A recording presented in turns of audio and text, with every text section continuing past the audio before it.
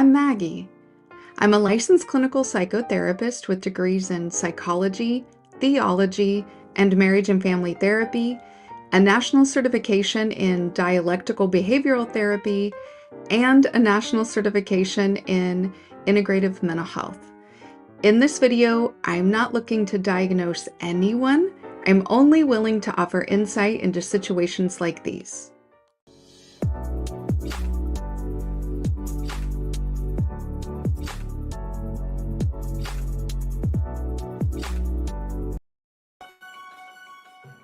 Maggie Thompson is presenting the work titled The Book of Knowledge, The Keys of Enoch, written by J.J. Hurtak.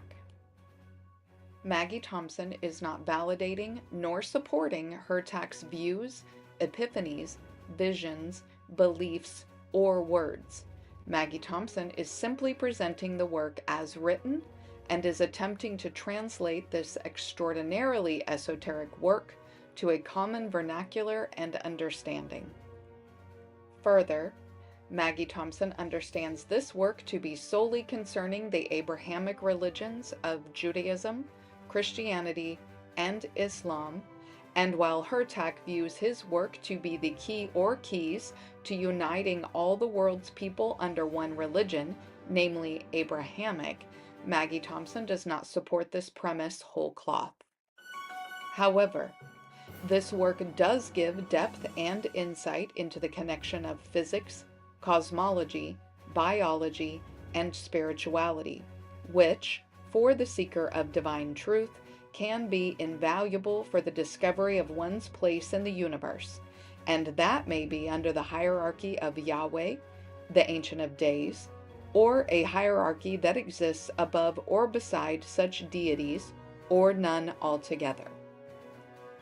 Maggie Thompson implores all seekers of knowledge to, letter A, not accept what a person of authority tells you without validation. This includes looking at critiques and the opposing views with an open mind. Letter B, accept that religion, as well as science and politics, is presented as a means of indoctrination and is always presented with the biases of the overall field or system, the authors of texts, and the presenter, whose goals are to convince you of the, quote, truth, end quote, of their premise or premises. Letter C. It is possible to take insight, truths, and information from a biased work. Any body of work for the purpose of deeper meaning and knowledge must be carefully excavated and carved to glean wisdom. And letter D. No work or bodies of work that is believed by a large group or populace of people should be dismissed out of hand simply because you do not believe it. We live in a diverse time where religious belief takes center stage in the governing of the collected masses. To truly understand the barriers and gateways to your personal success and fulfillment, you must accept that believers of any kind can and will do what is necessary to meet their goals.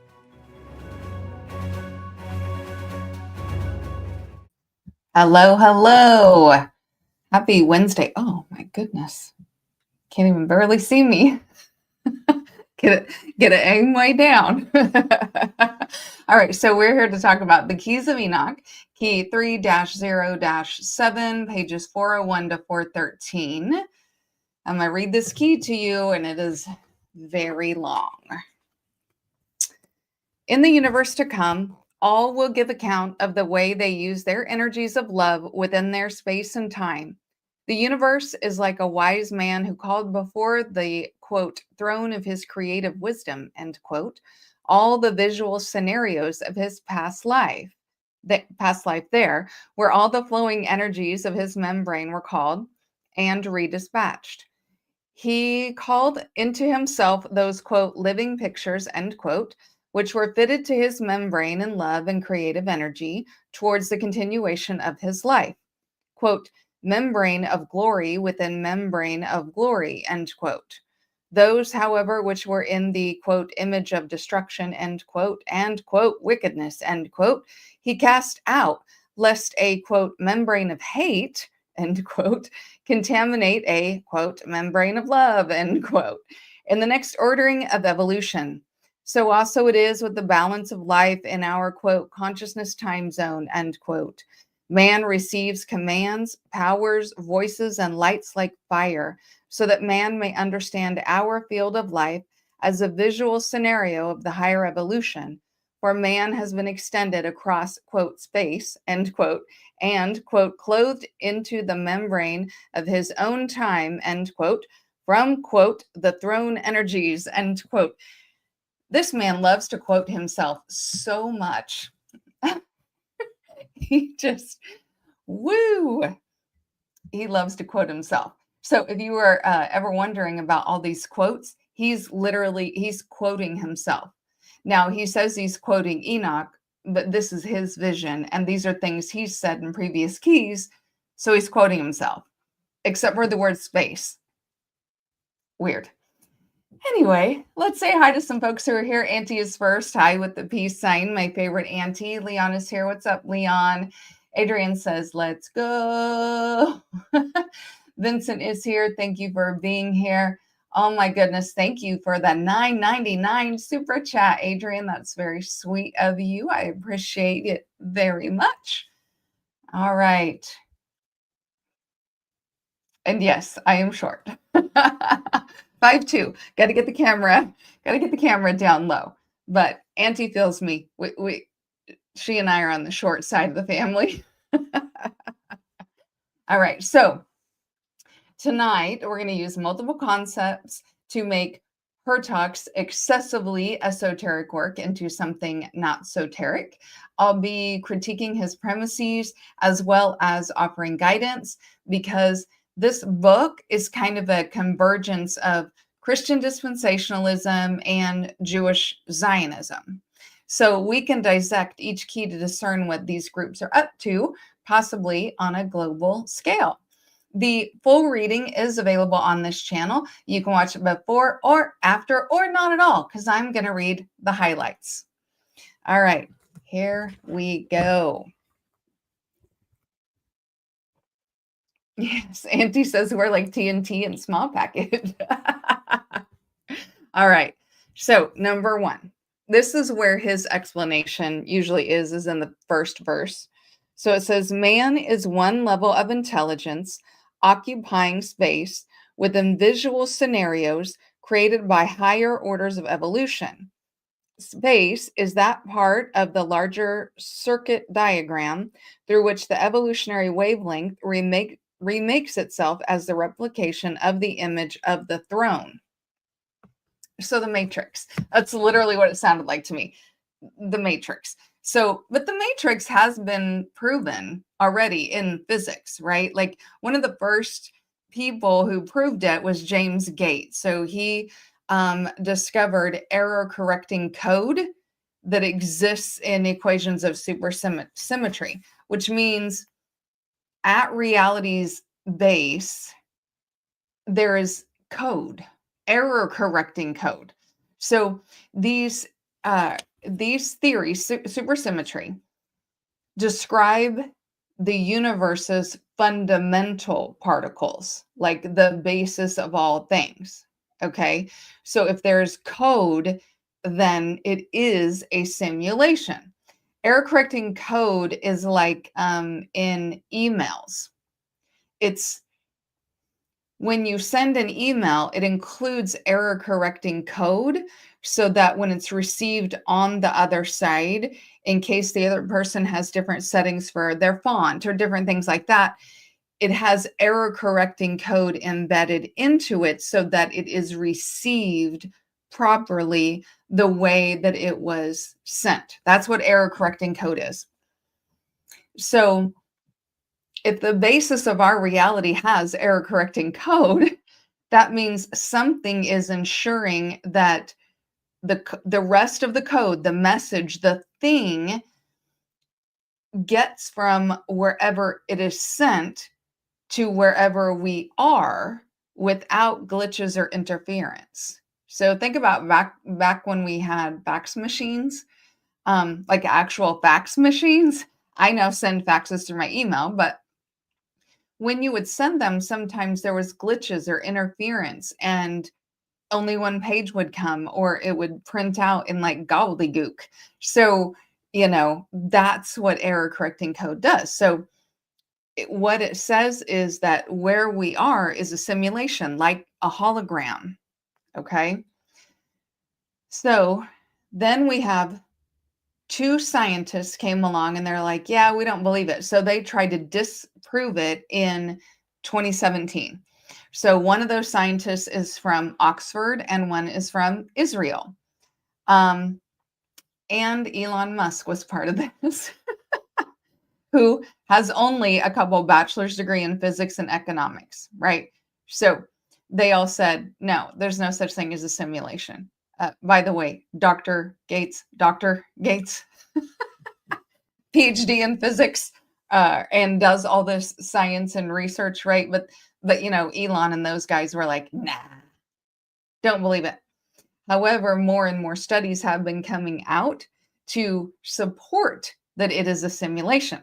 And here's something else that I find super interesting, and I think you guys will too. A man named Danny Goler. So if you want to look him up, Goler, right?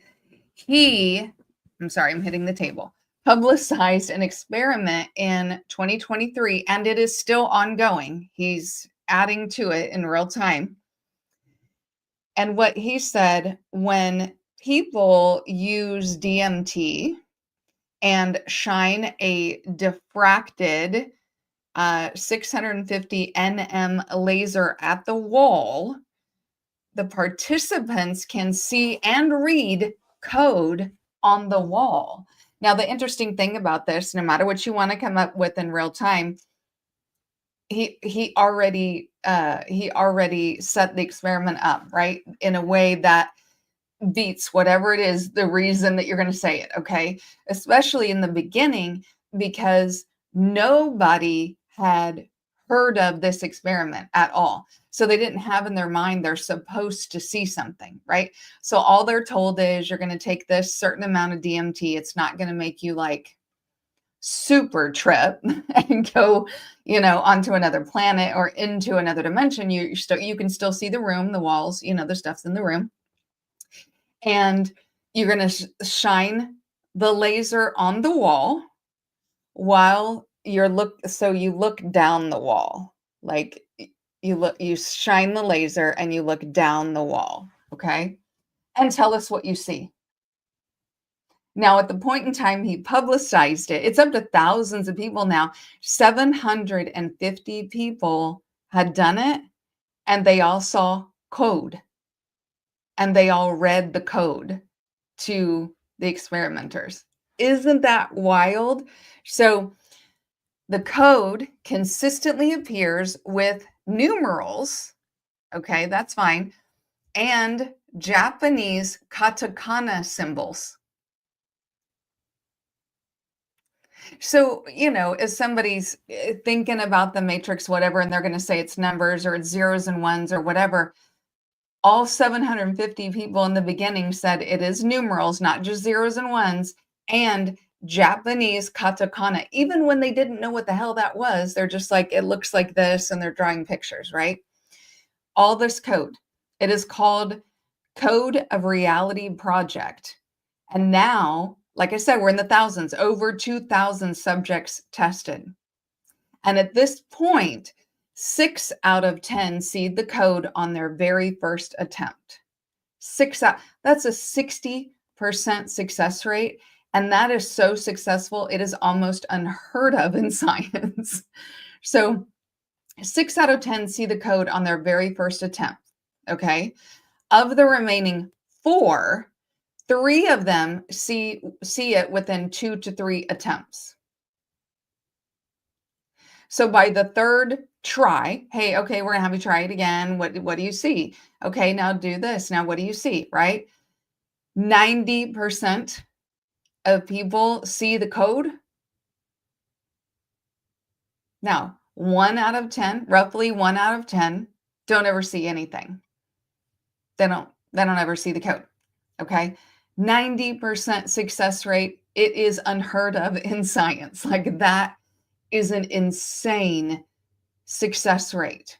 I mean, as scientists, we get real hip about standard deviations, which is 10%.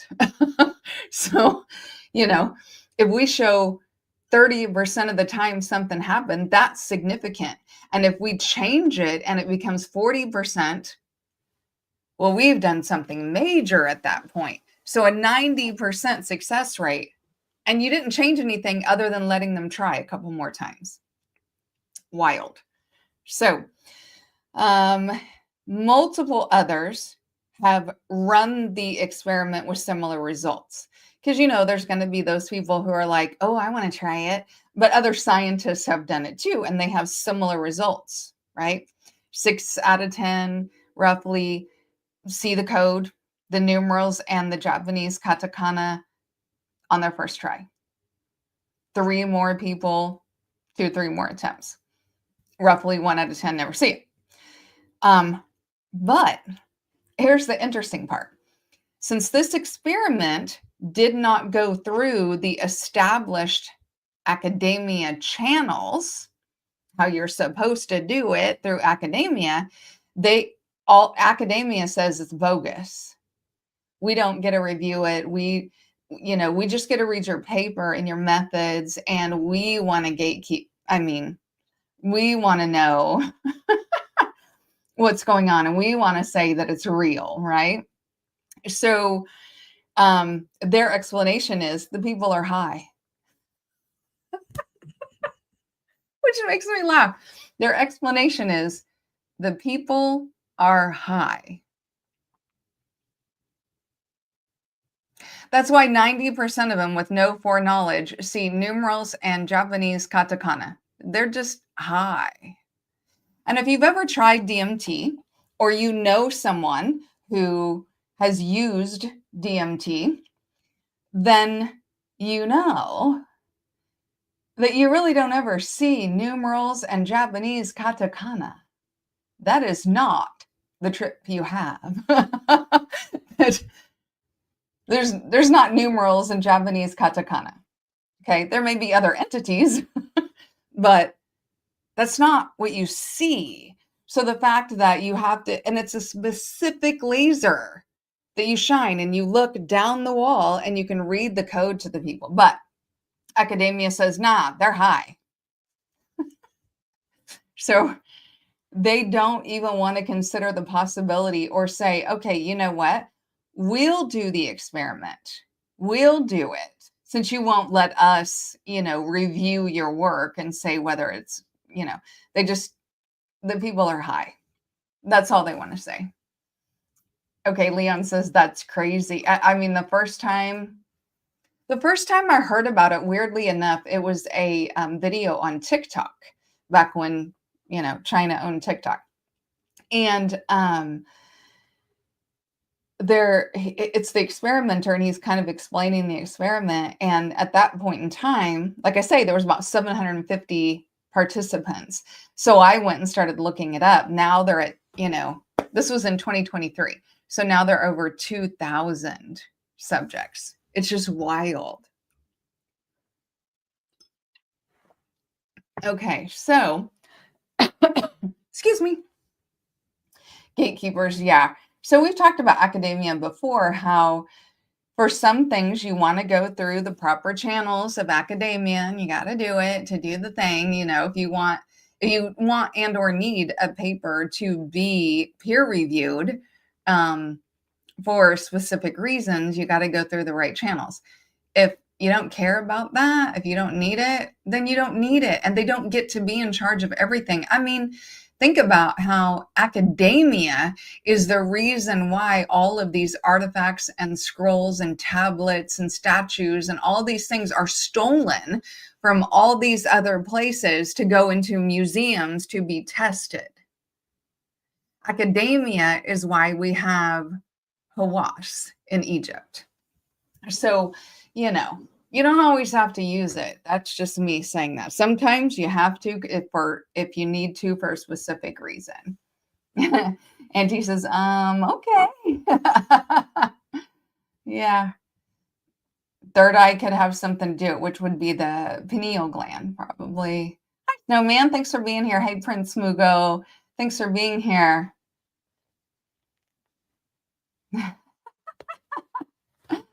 Yeah, so anyway, thought that was something interesting. So when we're talking about the matrix, physicists have proven this, other scientists have proven this.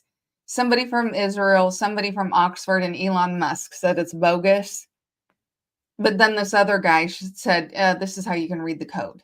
So I think, science has proved it.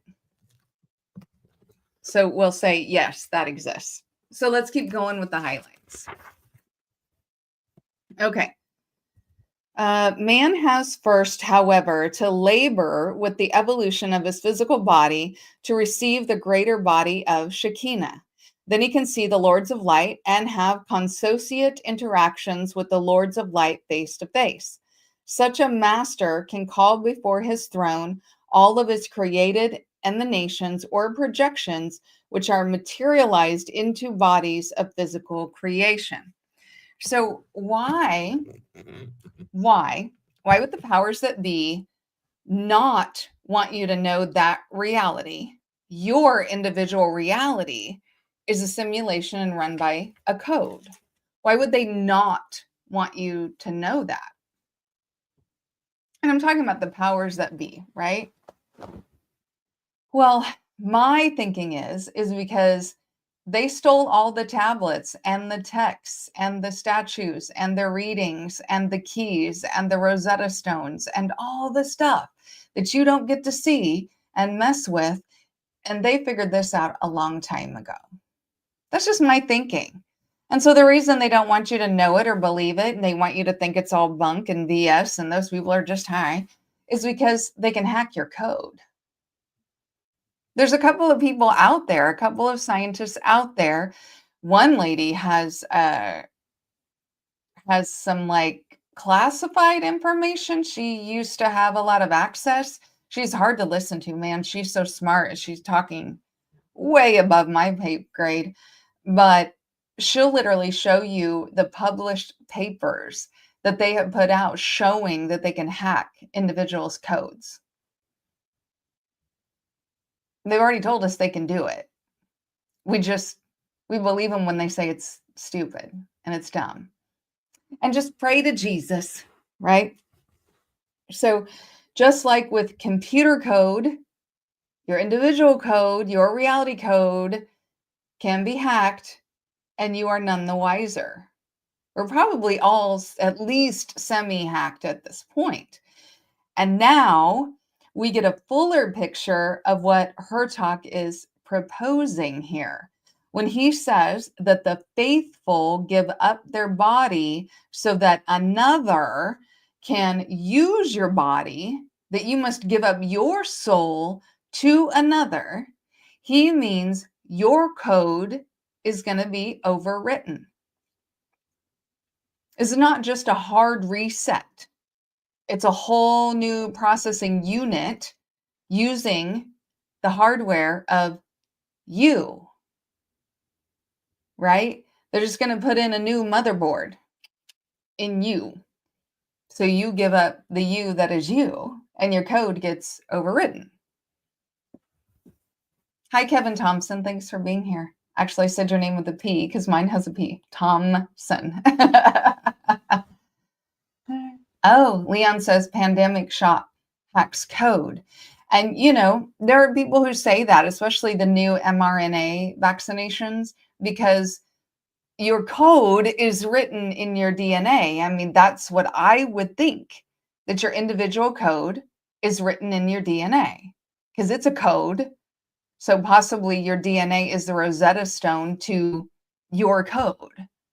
So the mRNA, if it's messing with your DNA, anything that messes with your DNA, hell, eating the food, what do they call those? GMOs. Yeah. those can mess with your DNA. Meat nowadays has so much hormones in it that little girls are starting their periods at like 9 years old when it used to be, 14, 15, 16. So hormones, right? Yeah. Hi, Keith R. Thanks for being, and walk-ins. I have not gotten into walk-ins on my shows yet. That's maybe something I get into. I think if you know about walk-ins, yes, this would be like walk-ins, but it would be like nefarious walk-ins. People who are dropping in to take over your path as a means of controlling the new world order, new earth, heaven on earth, those kind of things. It's as a means of control. So they have nefarious ideas. And unlike the pure theory of a walk-in, in this theory, you would give up your soul. So you, in the pure form of a walk-in, your soul goes back, right, to source. And your walk-in then takes over for your life. In this one, you give up your soul and your body. So you cease to exist. You're overridden. Kevin says, because they fear what we can manifest when we are taught the truth of this reality. Absolutely. They have been predicting that since the advent of the supercomputer. Leon says, Maggie, my sons are 98% for height, head size, and weight. Andrea, dad, is 5'8", and I'm 5'8". They will be 6 feet. Well, I just told you guys I'm 5'2", and all of my kids are taller than me.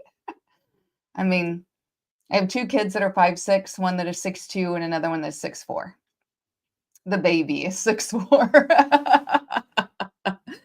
Yeah, Keith, eek. Yeah. This is some nefarious stuff that they're talking about. Okay, let's keep going. 11. Okay, I'm going to read a lot. I'm going to read 11 through 16 here because we got to talk about it. Okay. The universe is this way on a greater creative level, wherein all creative genius is drawn together and redispatched with new programs of light creation. In the book of Revelation 5:1-5, we read, and I saw on the right hand of the one seated upon the throne a scroll written within and on the reverse side, sealed tight with 7 seals. And I saw a strong angel proclaiming with a loud voice, who is worthy to open the scroll and loose its seals?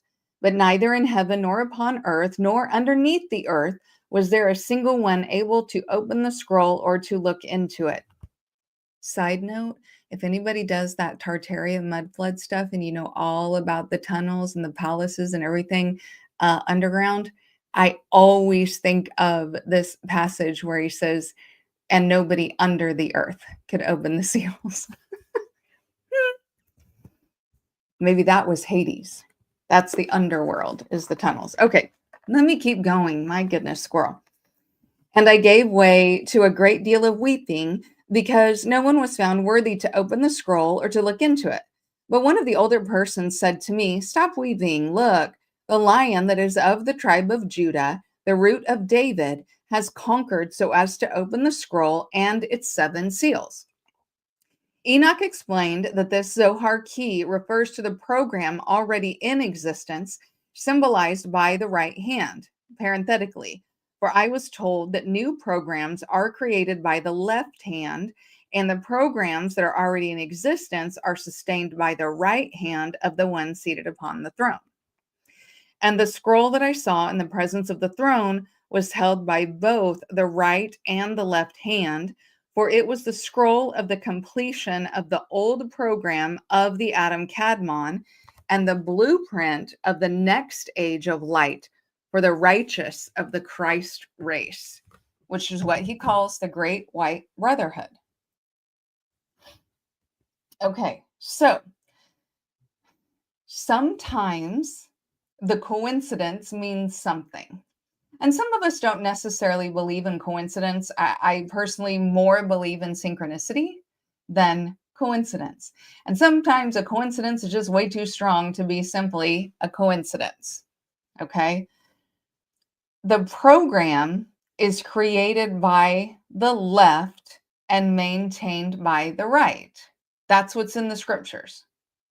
The program is created by the left and maintained by the right. The completion is held by both the left and the right for the next age to be ruled by this light of the Christ race.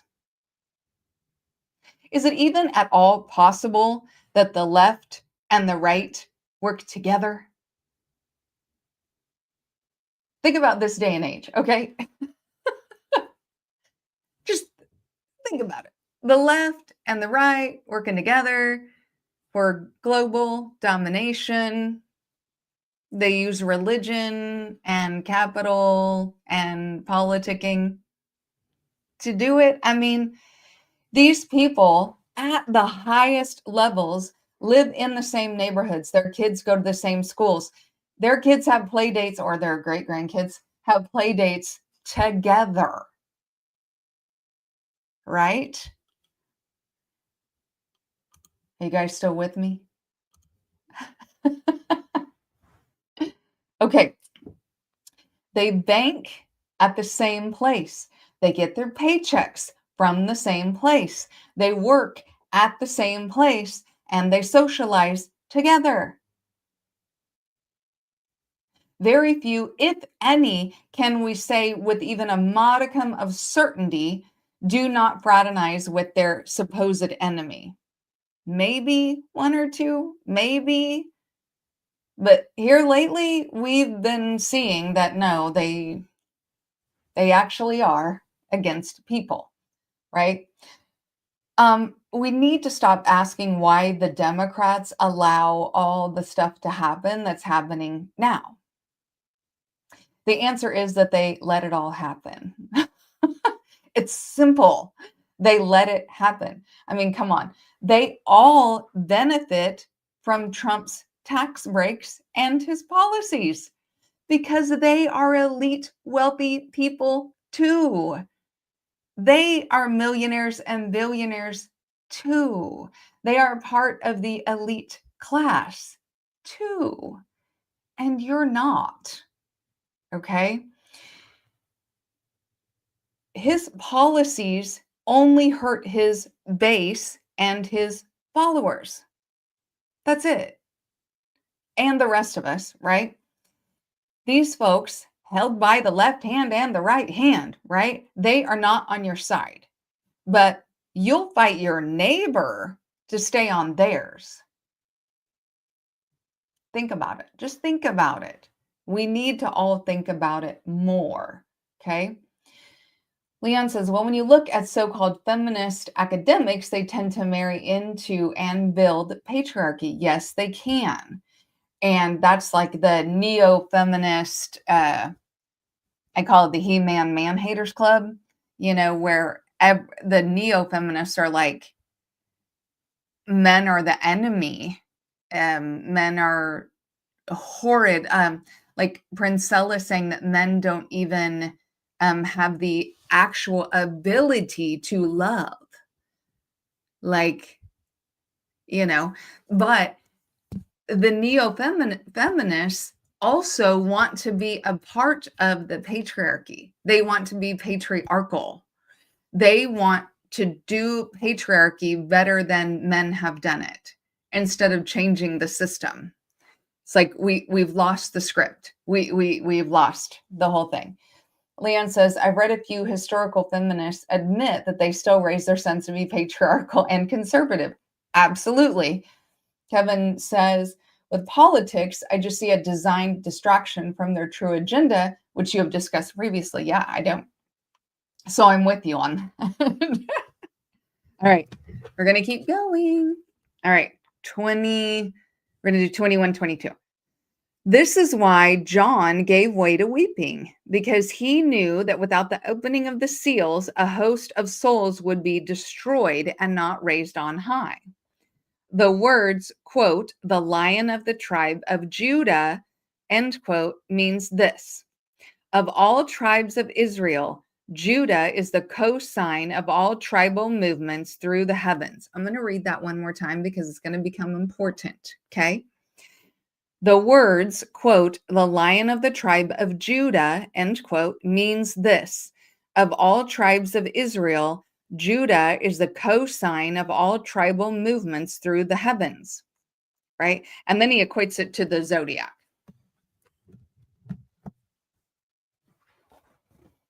There is not nearly enough time on this episode to talk about John, right? John, the youngest apostle, John of the Gospel of John, John of the book of Revelation, John of the Apocryphon of John, the John of the apocryphal Apocalypse of John, the same John of the Old Church Slavonic Johannine Apocalypta. Huh. John's kind of important, right? But cryptic, man. In most other texts, John does not weep. He laments. He's not. Remember, these new age, these new modern Bibles are not even close anymore to the original text. So John doesn't weep. He laments the silence of heaven. Hey, who can open this? And then it's crickets. Damn. He laments. He's not on the floor, right?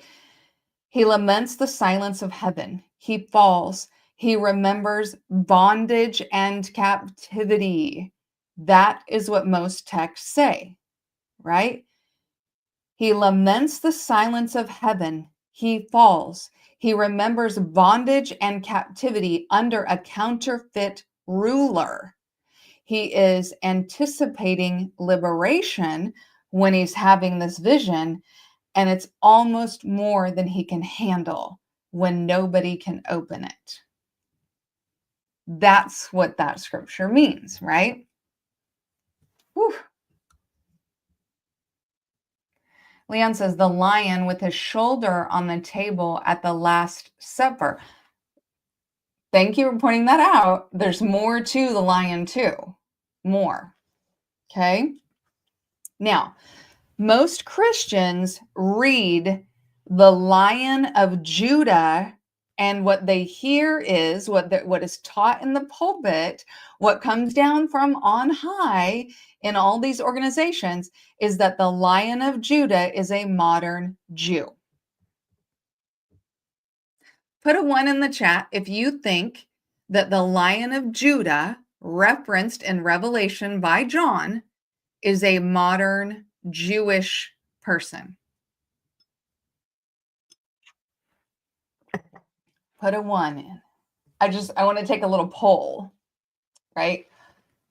This is John, who is lamenting how quiet it is. Who can do this, right?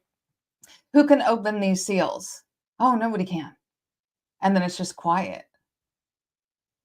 And think about in Revelation, if you've read it, the whole vision, it's never quiet. There's always stuff going on. There's harps and explosions and a Jezebel riding a dragon and, the whore of Babylon. And there's just noise and movement and noise and movement. And in this moment, it's stillness and it's quiet. Then you think, nobody's coming to save me. Have you guys seen Marvel movie? What's it called? End of Days? Endgame. Okay. And the battle, right, where Iron Man dies, this battle, right? And you have Captain America, and they have pretty much lost, right? At this point, they are beat the hell up. There's only a few of them left. They pretty much lost. They're looking out over the battlefield, and there's just all these bad guys and flying monsters and all this stuff just coming. And he's just like, well, yep. And he just steadies himself. His shield is half broken, like his stuff is all over the place. And then what happens? The portals open up, right? More people show up. T'Challa, I'm pretty sure it was T'Challa. Pretty sure. He says, on your left to Captain America. But I think about when I read this, that moment, and it's quiet in the movie, even though he's looking at all the monsters coming, he's quiet. And he just, okay. That's the feeling of what I think of when John is talking about this. Leon says, no, the lion was from the start, not any modern anything. The lion comes before the new sun. Quit reading ahead, Leon. Oh, Falcon. Thank you, Adrian. Falcon, who says on your left, right? So if you've seen that movie, keep that feeling in mind, because the Lion of Judah is Falcon. He says, I can do it. Wow. I mean, imagine that feeling, right? So we are supposed to read it as if the Lion of Judah is a modern Jewish person. In fact, that's how Hertok sees it. However, the Lion of Judah, who appears as a slain lamb, is seen as Jesus, right? So he's a modern Jewish person, the Lion of Judah, and he sort of turns into the slain lamb who is supposed to be representative of Jesus. The unfortunate thing for their story is that the Lion of Judah is a royal title, and it has been a title since way before Christianity, right? Right? Long before Jesus was ever born, there was a title, a royal title, right? You know how they have like barons and princess, and the Lion of Judah is a royal title. It existed long before the New Testament, okay? The title, the Lion of Judah, belongs to the Ethiopian royal line. Their royal lineage, there is a title of the Lion of Judah. It is a line of descent from Solomon and the Queen of Sheba. Their child was the Lion of Judah. So that royal lineage, there is the Lion of Judah. So we can't just pretend when John's talking about the Lion of Judah is doing X, Y, and Z, right? And he knew about the lineage then, because again, it had been around for a very long time. He is talking about a descendant of Solomon and the Queen of Sheba, an Ethiopian, not some modern Jewish person. So, Coptic and Oxumite art depicted Jesus as dark-skinned African king, right? Enthroned with a lion. See where I'm going with this? Anyway, we see this also in Russian Orthodox art as well. So Eastern Orthodox art as well. We see it everywhere else in the world except blonde-haired Kenny Loggins Jesus in American Christianity. Okay? Jacob gave this title to Judah. Judah was Ethiopian, and by definition, he's black. Okay, is everybody sticking with me? Oh, I might, Leon. I might. I'm gonna have to look them up. You might have to send me links. So, Jacob gave this title to Judah, who was Ethiopian and by definition black. He was the first lion. Okay, the first lion. Now, let's look at it again. Okay, in Revelation 5, the Lion of Judah is the heir of a lineage rooted in Africa and the Hebrew covenant. That is the Lion of Judah. Revelation 5 is the restoration of suppressed lineage. It's true liberation. He talks about bondage and captivity and counterfeit rulers. The lion is a figure emerging from scattered people, breaking seals that are hidden history, right? That's what the seals are on, the truth. So the hidden history, okay? On the front and the back, both sides of this scroll. And it's got 7 seals. It's locked down tight. Who can break it? Then the Lion of Judah says, I can. Don't worry about going back into captivity. I can open it. So the lion slain as a lamb, right? But still living. That's this Lion of Judah. He turns into a lamb, slain lamb, back into a lion, right? The lion slain as a lamb, but still living, mirrors the story of Black Americans, of all the people who have been oppressed on the African continent. All of the Black people scattered to the winds in the transatlantic slave trade, right? And scattered is always a thing that gets brought up, right? So these are people who were sacrificed, yet they are surviving, who will break seals and rise with spiritual authority. But we don't have enough time to get all the way into John today, but this is something I want you guys to really think about. Kenny Loggins, yeah, Adrian. So Leon says, Russia, hold on, this is not moving. Okay, Russia still has Jesus and all the old art as Black people. Do you know why, Maggie?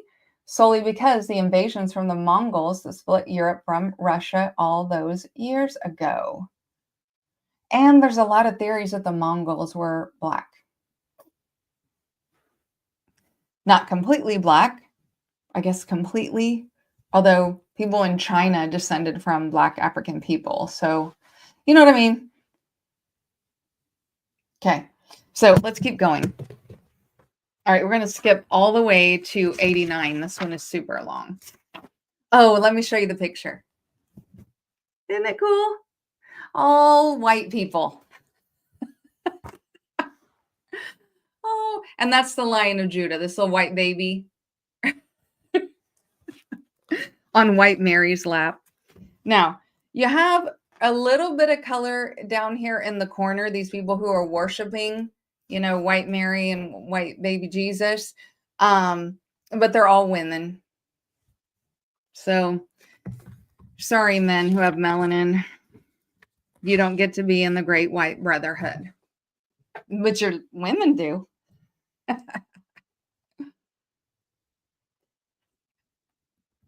Okay, 89. Then the mitzvahs Israel, quote, the covenant of Israel, end quote, will understand the words of Jesus.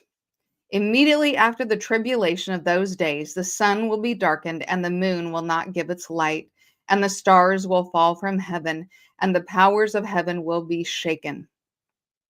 Thus, the breaking of the 6th seal. Except Israel doesn't believe any of this will happen. Israel doesn't believe in any of that, right? In fact, they know their place is not with any other group of people at all. There is no coming together as the Great White Brotherhood. No, that is not what they believe. They specifically see themselves as the inheritors of earth because that's what they were promised for the end times. They believe that the Messiah, the Mashiach of David, will arise in a period of global conflict where Israel stands alone against all these hostile nations. Okay? God, in their story, then intervenes to bring them victory. So little old Israel is going to be in a battle with the world, and God's going to intervene, and Israel will win the world. Okay? Now you know why they don't care about any other peoples and why they want to have conflict with everyone, why they're starting wars with everyone. Because to bring about their inheritance of the earth, they need to be in a world war against everyone else. They require that for their story. So Hertog is pretty clear in his book. He says, the outcome of judgment, separating the wheat from the chaff, will divide humanity. Those whose vibrations and work align with the hierarchy's blueprint, and we've talked about what the blueprint and plan is, are selected for advancement. You get to be a skin suit. Those who do not are recycled, purged, or left behind in a lower evolutionary state. So, this divine council is not loving and parental in any way. They are celestial judges and executioners. I mean, this is like spiritual ice raids, right? He makes the seeker of truth, which is what we all are, right, into a defendant who is on trial, who has to prove their goodness enough to be a skin suit for some higher, different vibrational being, right? Constantly being monitored and assessed and judged, right? And plugged into the hierarchy somewhere. So all of us, we cannot live our lives trying to create a flawless celestial resume. Okay, that's impossible. And it's impossible in their system because they say that you are born flawed, that you are born sinful, lustful, dirty, yada, yada, yada. You are born terrible. We've all been around babies. Come on now. They're the most pure, innocent, lovely, wonderful things on the planet. Hate that organized religion does that, right? So you're already set up for a poor you're set up to be apologizing for literally who you are. It's nuts. We should live authentically. That's what Jesus talked about. Compassionately. That's what Jesus talked about. And boldly, because that's also what Jesus did. Any judgment that comes can be based on the love that we give and the freedom that we foster in others, not on our compliance with rules, our compliance with unjust rules, with evil and greed, or even with some distant heavenly council's unknowable laws that we'll never live up to. We don't need to be worried about it. Any judgment that comes can, should be, and will be based on our fruits. And that's the only thing we need to be concerned about. All right. I thank you guys for being here tonight. We're almost at an hour. Auntie says organized religion equals mind hive control. Yeah. No, I agree. It's the Borg. And I'm not saying spirituality. You guys have heard me sing the praises of Jesus, but I am not Christian because Christianity as an organized religion is unhealthy and has caused a lot of damage. But being a Jesusist or a Jesus fan, that's healthy. Jesus did great things. I like him. I like Buddha. I like Muhammad. They're all great role models, right? So thank you guys for listening tonight. This coming Sunday will be part 2 of the Democrats who are actually MAGA. And we just heard of 9 more of them that just, flopped. And I will have Adrian Hicks on again. He'll be my special guest. We're going to continue going through this multi-part series. So that's what we're doing this Sunday. So if I don't see you this Sunday, I'll see you next Wednesday for more Keys of Enoch. And now I'm going to show you a picture of my dog. Please like the video if you haven't already. It really helps the algorithm to know what kind of things you like. Share where you think it's appropriate, especially to someone who you think needs to hear it. And last, don't forget to subscribe if you haven't already, especially if you want to break down complex concepts that make the esoteric not so teric, helping you on your journey to become your most authentic self. Let's uncover the universe together.